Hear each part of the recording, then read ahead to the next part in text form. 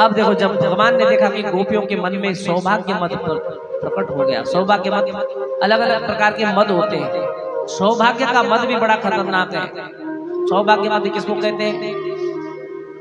जिस व्यक्ति का घर बार परिवार अच्छा चल रहा हो, ध्यान से सुनना जरा, उस व्यक्ति के जीवन में सौभाग्य मद अंकुरित हो जाता है, सबके नहीं। यदि सब कुछ अच्छा होने पर भी किसी के जीवन में सौभाग्य का मद नहीं है, जैसे घर अच्छा चाहिए था, घर मिल गया, बहू अच्छी चाहिए थी, बेटा को बहुत अच्छी नौकरी मिलनी थी, नौकरी मिल गई। एक सुंदर बहू चाहिए थी, बहुत सुंदर बहू मिल गई, और सब कुछ अच्छा चलने लग गया, परमात्मा से विमुख हो गया। वो सोचता है सब कुछ मैंने किया है, समझ रहे, और अपनी प्रशंसा करता रहता, देखो कितना है मेरे पास, कितना कुछ कमाया मैंने है? अरे उसके पास क्या है, उस सगे संबंधी मेरे रिश्तेदार के पास क्या है, अरे उससे देखो कितना अच्छा मेरा घर है। यदि इतना सब कुछ प्राप्त होने के बाद जो भगवान ने तुम्हें गिफ्ट दिए हैं, उन गिफ्टों पर यदि हम क्या प्राउड फील करने लगे, तो निश्चित है कुछ ही समय बाद संकट उपस्थित होने वाले हैं। कभी नहीं करना। अरे ये तो भगवान पूर्व जन्मों के हमारे पास परमात्मा की अनंत कृपा है, पूर्व जन्मों का पुण्य उदय हो रहा है। इसीलिए हमारे पास है, प्रार्थना करो कि हर जनमानस के पास जो सुविधाएं मैं भोग रहा हूँ, ये हर व्यक्ति के पास होना चाहिए, ये हर घर में होना चाहिए। मेरे घर में यदि ये ऐश्वर्य है, तो मेरे पड़ोसी के घर में भी यही ऐश्वर्य हो। मेरे घर में मेरे पास इतना कुछ है, तो मेरे जो मित्र हैं उनके पास भी ये सब कुछ हो, क्योंकि जो हमें प्राप्त हो रहा है वो परमात्मा की अनंत कृपा है, पूर्व जन्मों का हमारा संचित कर्म है, उदय हो रहे। और जिसको मिल भी गया है, जिस पड़ोसी को, जिस सगे संबंधी को, भाइयों को, चाचा ताऊ को, यदि किसी को हमसे अधिक मिल भी गया है, तो उस समय व्यक्ति का भाव ये होना चाहिए, मैं आपको अपने अंतःकरण की बात बता रहा हूँ, कि वो व्यक्ति को इसलिए मिल रहा है कि वो पूर्व जन्मों में ना जाने क्या क्या दान पुण्य करके आया हुआ था, आज उसको सब लौट रहा है, मिल रहा है। और तुम कौन होते हो किसी की उन्नति को देखकर ईर्ष्या करने वाले? उसको तो देने वाला परमात्मा बैठा हुआ है।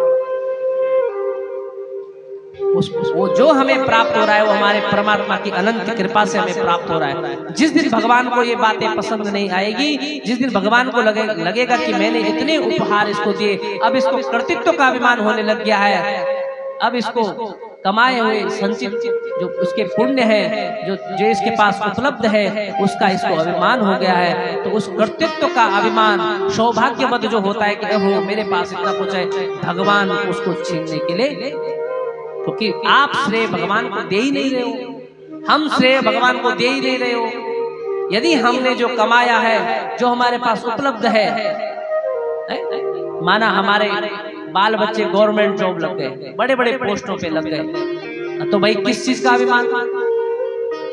नर संपत्ति दिन पाए के अति मत करो कोई, अभी तो नाव समुद्र में ना जाने क्या होए। इतने छोटे से पद मिल गए, इतनी छोटी सी संपत्ति कुछ दिन के लिए मिल गई, और तुम्हारा और हमारा अभिमान यहाँ पर पहुंच गया। क्योंकि और तब महात्मा कह रहे हैं, नर संपत्ति दिन पाए के अति मत करियो कोई, अभी तो नाव समुद्र में ना जाने क्या होए। सौभाग्य मत कभी मत लाना जीवन में। हमारे पास जो है, हमारे पास जो मिल रहा है, उस धन को, उस संपत्ति को परमात्मा की अनंत कृपा समझो कि भगवान ने हमें गिफ्ट दिया है। हम सोचते हैं मैंने मेहनत की इसलिए हमें मिला है। भगवान सोचता है कि यदि इसको मेहनत से सब कुछ मिलता तो मजदूर के बराबर मेहनत कौन कर रहा है इस धरती पर? बोलो। जो बेचारे रोड को तोड़ रहे हैं, दिन भर वही अपने बाल बच्चों को पाल रहे हैं, सुबह से लेकर शाम तक उस पत्थरों को तोड़ रहे हैं, वो उन मजदूरों को क्यों नहीं मिल रहा? यदि मेहनत करके धन मिलता है तो सुनो संसारी लोगों, फिर उन व्यक्तियों को, उन गरीब व्यक्तियों को जो बेचारे दिन भर अपने सर पर वो तसला उठाकर 3-3, 5-5 मंजिल में चढ़ रहे हैं, फिर उनको क्यों नहीं मिला? मेहनत से मेहनत करो, अच्छी बात है, पर ये सब कुछ जो हमें प्राप्त हो रहा है, ये हमारे पूर्व जन्मों के सुकृत है। ये पूर्व जन्मों के पुण्य है, पहले आपने बहुत अच्छे किए थे, आज ये सब तुम्हारे सामने उपस्थित हो रहे हैं। आज आप अच्छा करो, ये आगे के लिए आप संचित कर रहे हो। जो व्यक्ति निर्धन है, जिसके पास धन की कमी है, वो व्यक्ति यहाँ बहुत अच्छा करे, आगे उसको और अच्छा मिलेगा। मेहनत से व्यक्ति कुछ नहीं कमाता है, मेहनत के साथ साथ परमात्मा की अनंत कृपा जब होगी तब हमारे घर में सब कुछ होगा। और जब सब कुछ हो गया तब हमें ये अभिमान हो जाता है कि ये सब मैंने कमाया। और देखो सुनो, ऐसा यदि सौभाग्य मत हो गया तो ये मत भगवान को बिल्कुल पसंद नहीं है। जहाँ आता है अभिमान, वहां से खिसक जाते हैं भगवान। इसलिए नर संपत दिन पाए के अति मत करियो कोई, अभी तो नाव समुद्र में ना जाने क्या होए। आज सब कुछ चकाचौंध में है हम, ना जाने अगले क्षण हमारे सामने क्या उपस्थित हो जाए कुछ पता नहीं। इसलिए अभिमान नहीं करना अच्छी बात है। घर परिवार अच्छा बन गया, परमात्मा को समर्पित कर दो कि भगवान की ही कृपा से सब मुझे प्राप्त हुआ है। बाल बच्चे अच्छी अच्छी पोस्टों में चले गए, परमात्मा का धन्यवाद किया करो, ये सब अच्छा है। क्योंकि हमने उनको भी देखा है जिनके बाल बच्चे बहुत अच्छे अच्छे पदों पर गए, धनवान भी हो गए, बाद में उन्हीं बच्चों ने उनकी दुर्गति कर दी जो ऐसे चल रहे थे। इसलिए क्यों तुम अभिमान करते हो? ना जाने कल हमारे साथ क्या क्या घटनाएं इस समुद्र में, इस समुद्र मंथन में, इस संसार रूपी समुद्र में अभी हमें ना जाने कितने दिन देखने। हाँ, जीवन काल पूरा बीतने के बाद जब हम नेत्र बंद कर रहे होंगे, जब हमारे अंतिम क्षण होंगे इस जीवन के, उस समय यदि हमारे बच्चे हमारे सामने खड़े हैं, धन भी है, वैभव भी है, बाल बच्चे हमारी सेवा कर रहे हैं, उस व्यक्ति को हाथ खड़ा करके कहना चाहिए कि हाँ, मैंने इस धरती पर कुछ कमाया है, वो है असली कमाई। ये चकाचौंध जो कुछ दिन के लिए मिली हुई है, इस पे अभिमान नहीं करना। बोल भक्तवत्सल भगवान की। ऐसे ही गोपियों को अभिमान हो गया, सौभाग्य मत भगवान हमारे सुनते हैं, हमने भगवान को प्राप्त कर लिया। भगवान ने कहा इसका मद हो गया। भगवान वहां से अलक्षित हो गए। थोड़ी देर बाद राधा को भी अपने साथ ले गए थे, अन्य गोपियों को छोड़ दिया। राधा जी को जब अपने साथ ले जा रहे थे, राधा जी के जीवन में भी ये अभिमान हो गया। देखो, इन तमाम गोपियों के साथ रहने के बाद भी भगवान मुझसे अधिक प्रेम करते हैं। भगवान ने कहा इसको भी सौभाग्य मत जागृत हो गया। भगवान ने राधा जी को भी वहीं छोड़ दिया वन में। सारी गोपियां अब रोती बिलखती हुई यमुना जी के तट पर पहुंचती है। उस वन प्रदेश में भगवान को ढूंढते ढूंढते हुए किस कभी तुलसी को पूछते हैं, क्वचित तुलसी कल्याणी गोविंद चरण प्रिय। हे तुलसी, तू तो भगवान की प्राण प्रेयसी है, क्या तूने भगवान कृष्ण को देखा इस वन में? अब देखो, थोड़ा हवा चली, तुलसी के पौधे पत्ते ऐसे हिलने लग गए। सुनना जरा, भागवत में लिखा हुआ है। तुलसी से पूछते, तुलसी के वन है वहां वृंदावन में, उन तुलसी से पूछते क्या तुमने तो देखे होगे, तुम तो प्राण प्रिय हो भगवान के। अब थोड़ी हवा चली और तुलसी के पत्ते हिलने लगे। ये गोपियां तो अब दुखी भी थी और भगवान पे क्रोध भी आ रहा था। अब इस तुलसी के पीछे पड़ गई। अरे दूसरी गोपी बोलती है बताएगी क्यों, ये हमारी सौत है, ये क्यों बताएगी कृष्ण कहाँ है? क्योंकि भगवान की प्राण प्रेयसी हो तुलसी। तो जब पूछ रहे थे, हवा ने जब इधर उधर हिलने डुलने लगे, तो एक गोपी बोलती अरे ये मना कर रही है। बोले बताएगी भी क्यों, ये तो हमारी सौत है। आगे जाते हैं और यमुना तट पर सारी गोपियां एकत्रित होती हैं और रोते हुए भगवान को पुकार रही हैं। अब देखो जरा, इन गोपी ने कभी कोई स्कूल नहीं देखा, इन्होंने अपनी मन की बातें भगवान से बोली, भगवान उसी से प्रसन्न हो गए।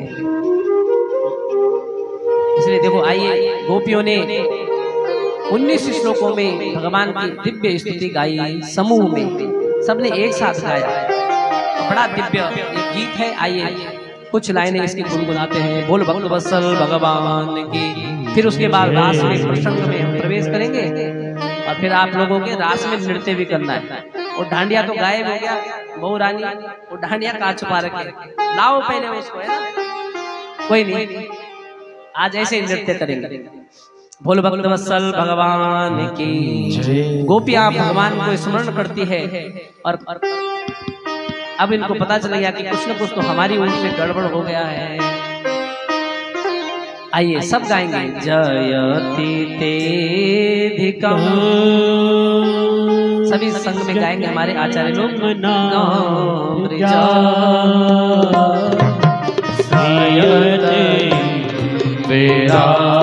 आप सब करतल ध्वनि से इस गीत का समर्थन कीजिए। जयति तेधिकम जन्मना प्रजा श्रायते वेदा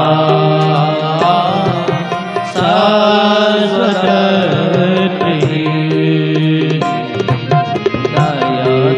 गायत्रीश्यता दीक्षुता